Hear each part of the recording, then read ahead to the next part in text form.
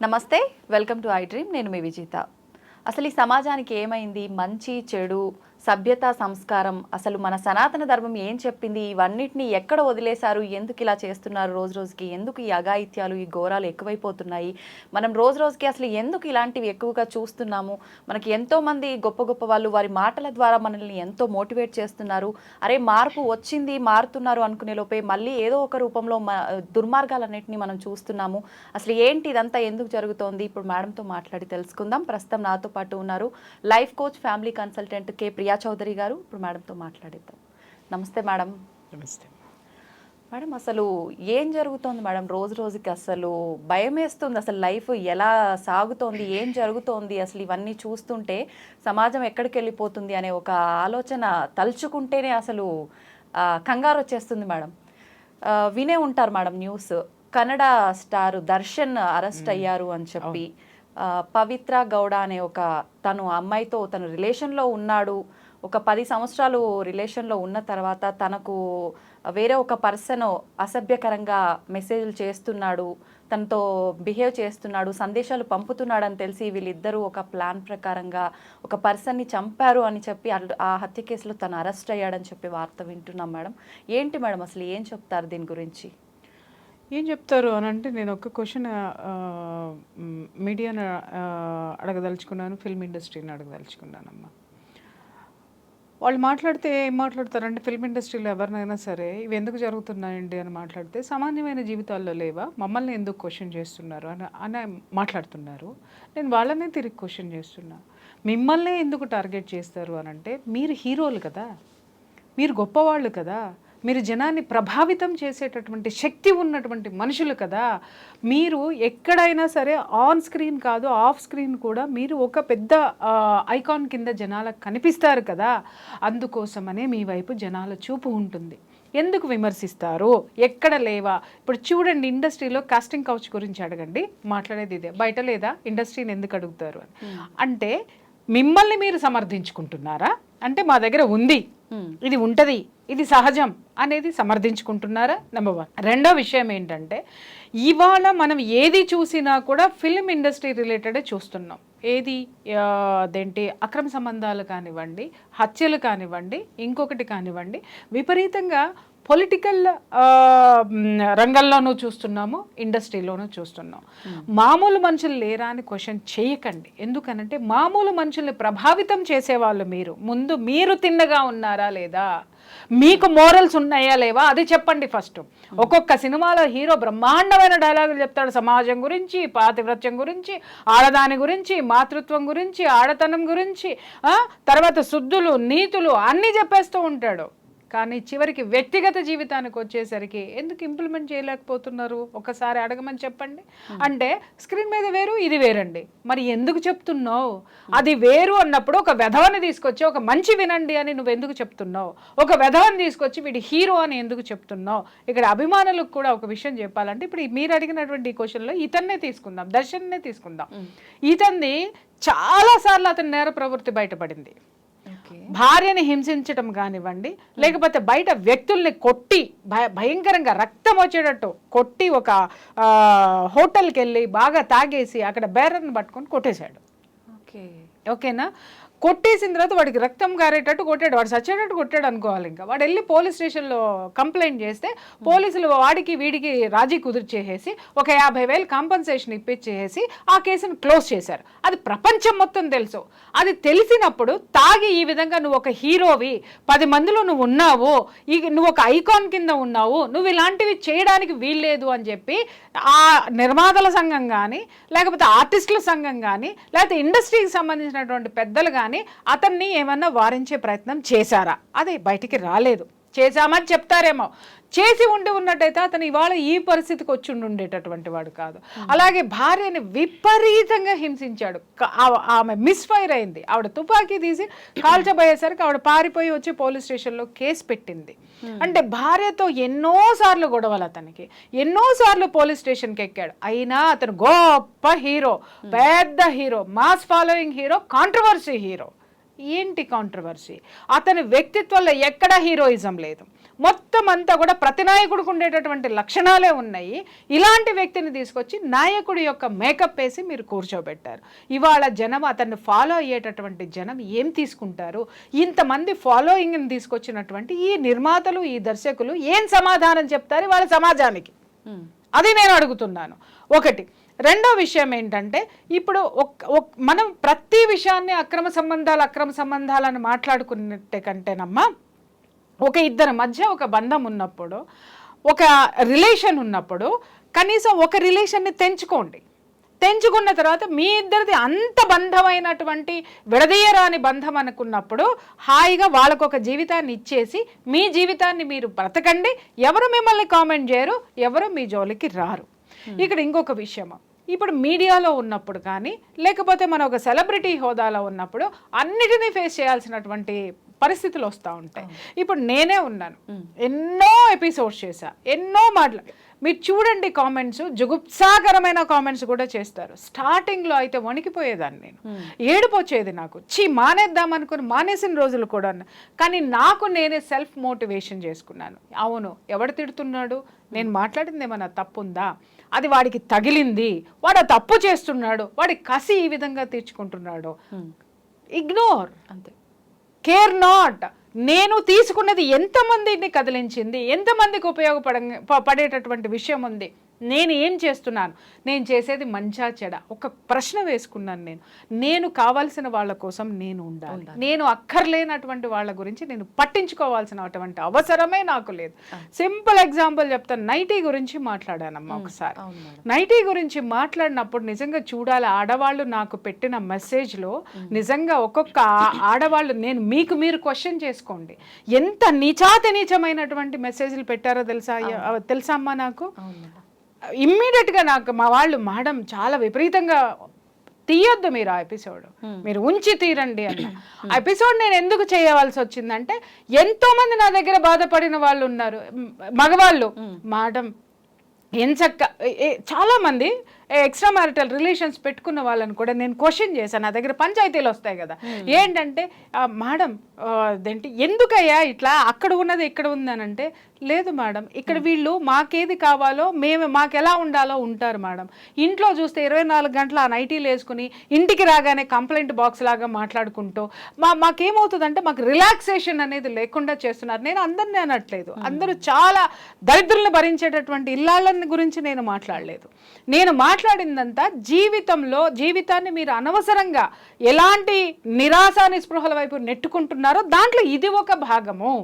మీరు ఇంటికి వచ్చేసరికి మన సంప్రదాయం మనకుందమ్మా, నువ్వు నైటీలు వేసుకుంటున్నావు, హెల్త్ బాగోన్నప్పుడు వేసుకో, లేకపోతే బయటికి రానప్పుడు వేసుకో, నువ్వు డే అండ్ నైట్ అవే వేసుకో. చాలా మంది నాకు కంప్లైంట్ చేసింది ఏంటి అని అంటే, మేడం గుట్టలు చీరలు ఉంటాయి, వేలకు వేల చీరలు, వందల చీరలు కొంటారు, మా డబ్బులన్నీ ఖర్చు పెట్టిస్తారు, ఒక్క రోజు కూడా చీర కట్టుకున్న పాప అని పోరు, ఫంక్షన్లకు వెళ్తే డ్రెస్సులు వేసుకుని వెళ్తారు.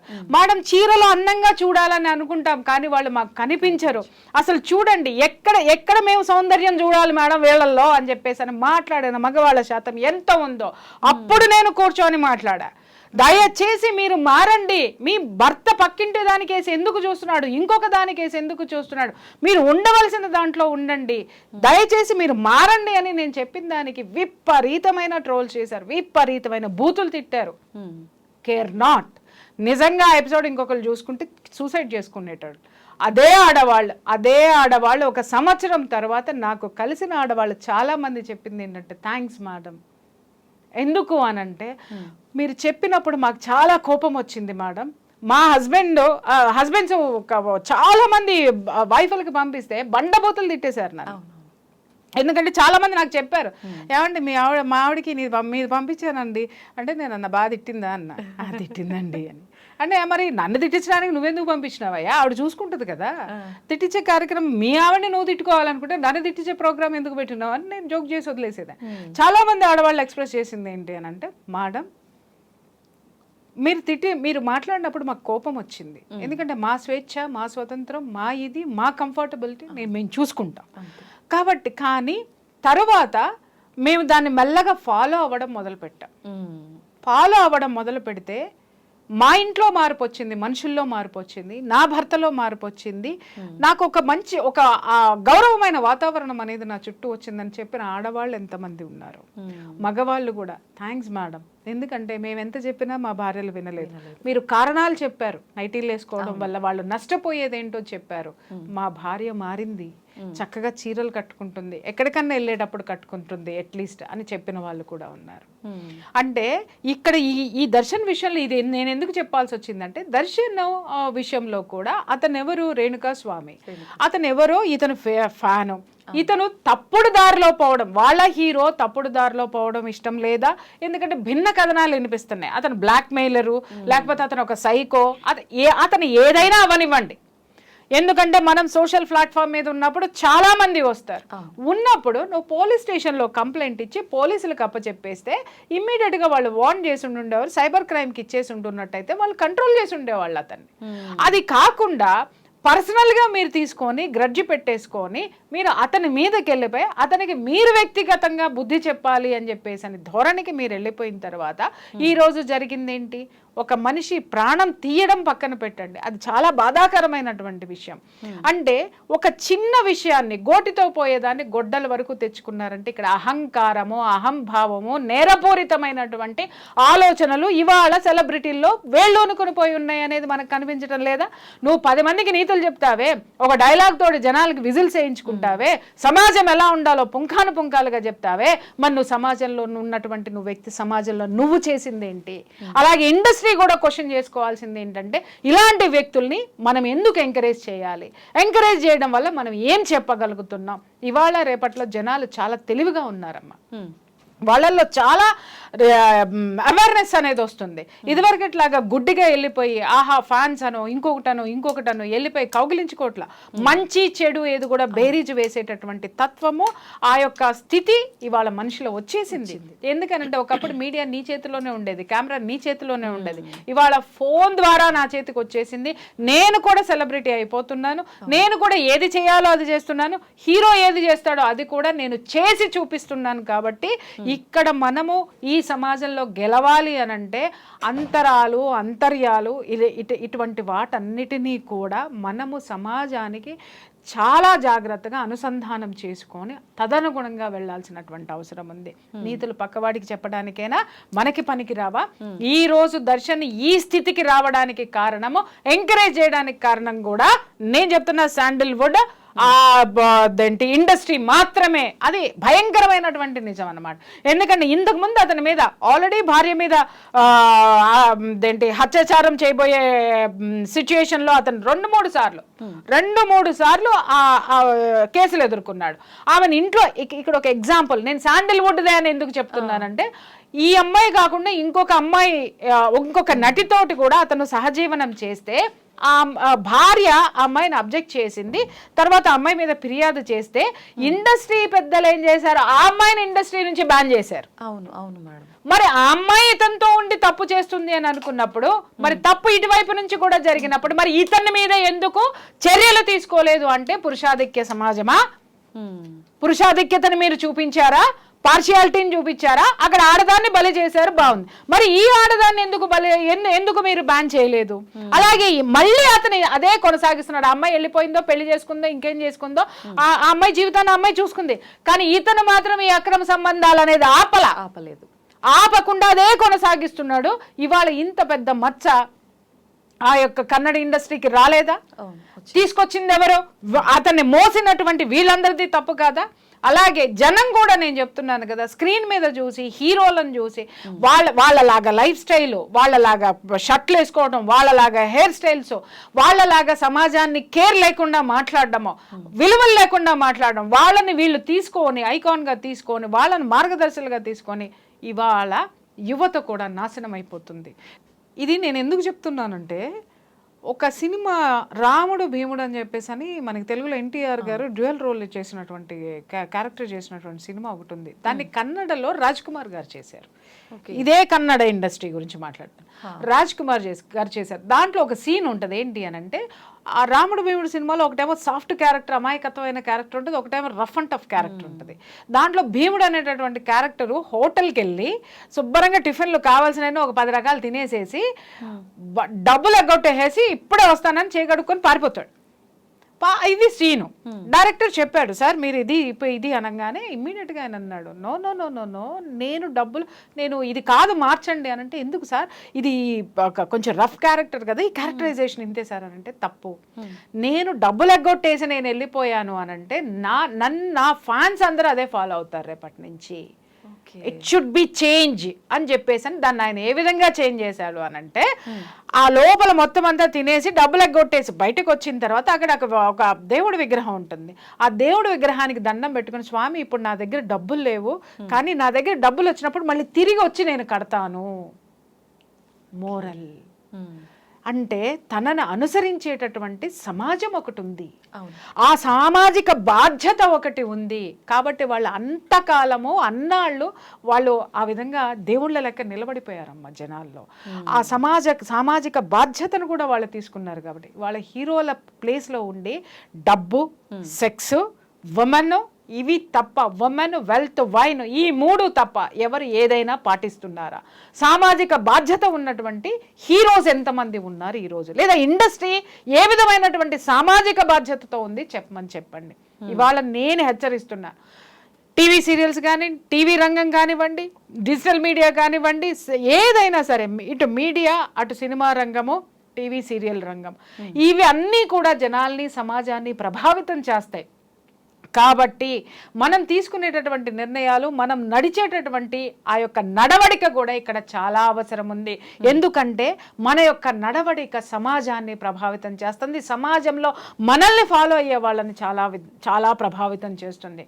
కాబట్టి ఇలాంటివి ఖండించాల్సినటువంటి అవసరం ఉంది.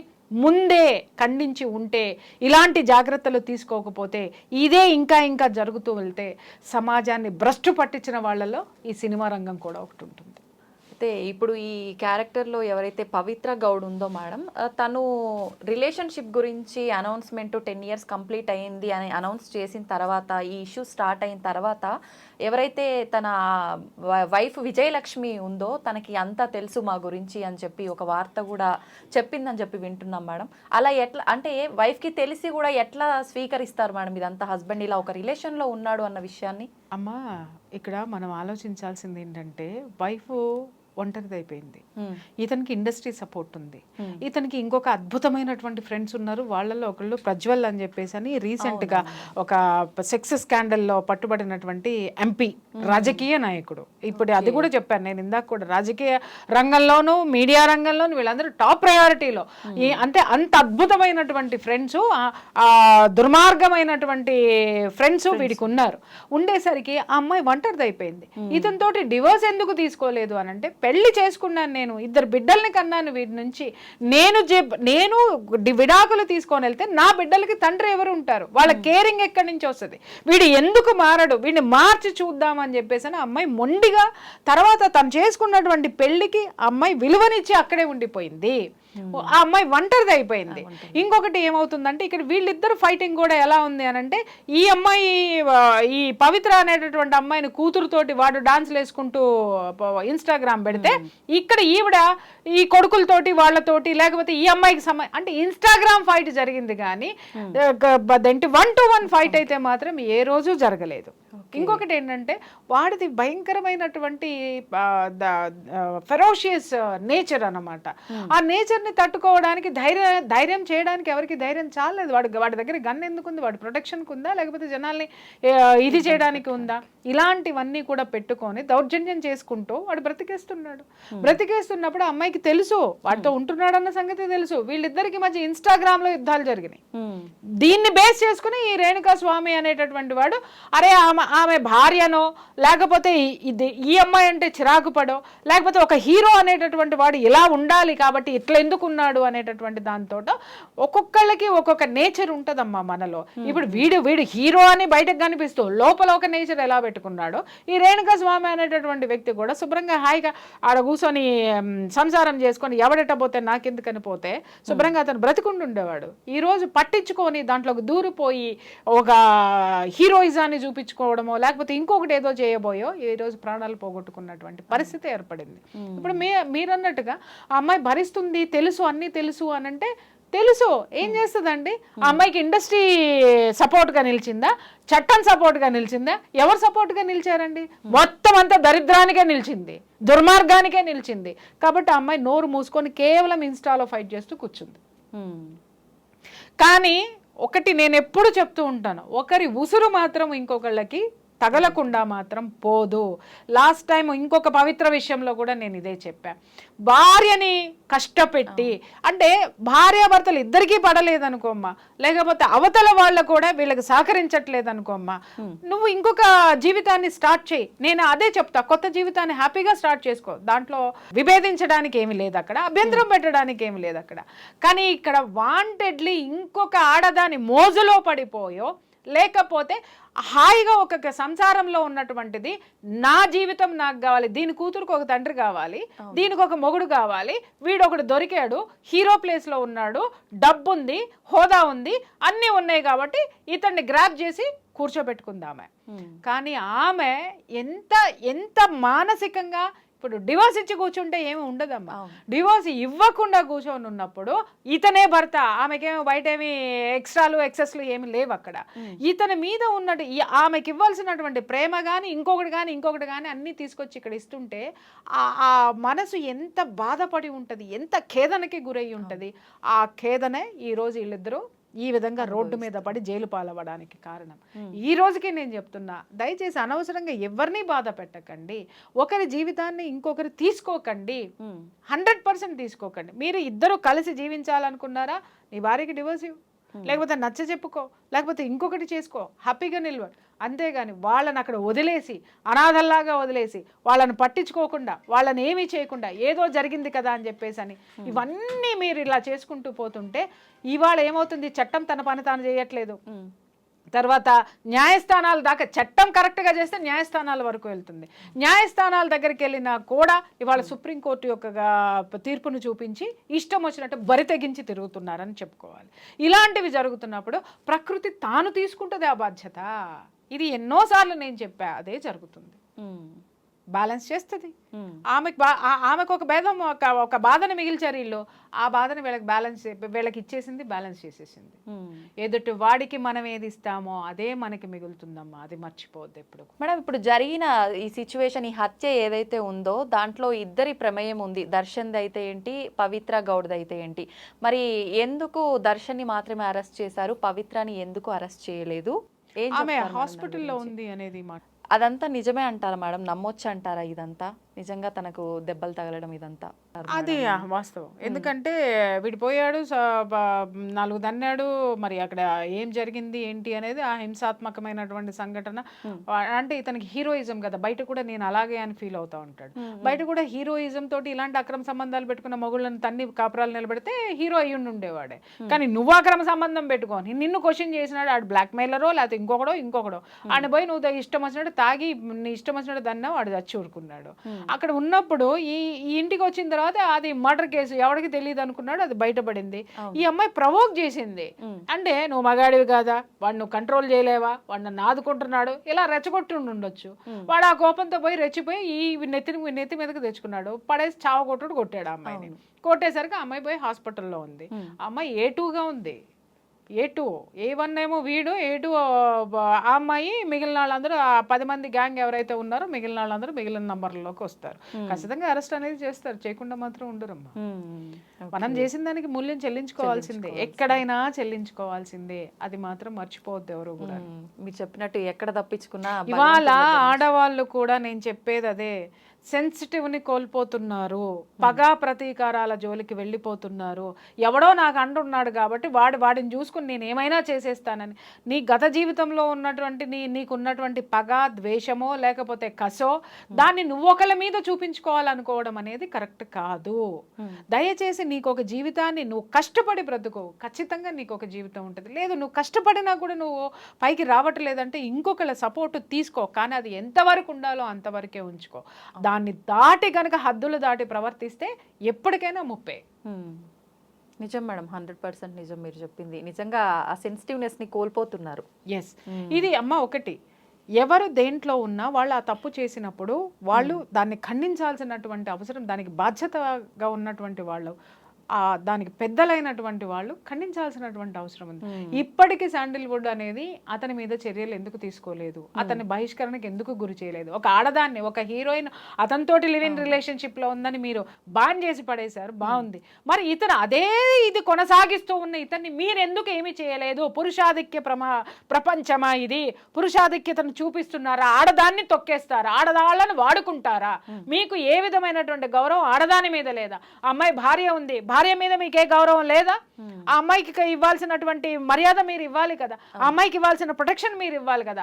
ఎవరికి ఇచ్చారు? ఒక దుర్మార్గుడికి ఇచ్చారు. ఎందుకంటే ఇతన్ని పెట్టుకుంటే కోట్లు వస్తాయి సినిమాలకి, ఇతన్ని పెట్టుకుంటే మాకు ఇది ఉంటుంది, లేదా ఇతని వెనక ఒక చెప్పాను కదా ఇందాక, మహామహులందరూ కూడా ఇతని వెనక ఉన్నారు కాబట్టి భయపడ్డారా వీళ్ళందరూ?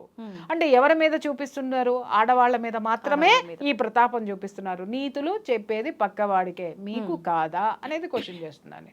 ఓకే, చాలా వరకు అంటే ఇలాంటి సంఘటనలు జరిగినప్పుడు మనందరం కూడా చూస్తున్నాం మేడం, ఆడవాళ్ళదే తప్పు అని. ఎంతసేపు ఆడవాళ్ళనే వీళ్ళదే తప్పు, వీళ్ళ వల్లే ఇదంతా జరిగింది అని చెప్పి కామెంట్స్ అయితే ఏంటి, మాట్లాడే విధానం అయితే ఏంటి, అంతా ఆడవాళ్ళదే తప్పు అనే టైప్లోనే మాట్లాడుతున్నారు మేడం. తిలా పాపం తలా పిడికడమ్మా అంతే. ఎందుకంటే ఇక్కడ అతన్ని వారించిన ఇండస్ట్రీది, అతన్ని కంట్రోల్ చేయలేకపోయినటువంటి చట్టానిది. ఎందుకంటే ఎన్నిసార్లు ఉన్నా అతను పోలీసుల నుంచి తప్పించుకోవడమో, ఇన్ఫ్లుయెన్స్ యూజ్ చేసుకుని బయటికి రావడమో. అలాగే అలాంటి వెధవాన్ని ప్రతి ఒక్కడికి తెలిసి కూడా వాడిని హీరోగా ఆరాధిస్తున్నటువంటి సమాజానికి కూడా తప్పలేదా? అసలు నిజంగా ఒక సిచ్యువేషన్ జరిగినప్పుడు అసలు తప్పు ఎవరిది, ఎక్కడ తప్పు ఉంది, ఎవరి సైడ్ నుంచి తప్పు ఉంది అనేది తెలుసుకొని మాట్లాడితే కనుక బాగుంటుంది మేడం. మీరు చెప్పినట్టుగా నిజంగా చాలా మంచి ఎక్స్ప్లెనేషన్ ఇచ్చారు మేడం, చాలా చక్కగా తెలియజేశారు మాకు డీటెయిల్స్ అన్నింటినీ కూడా. Thank you madam.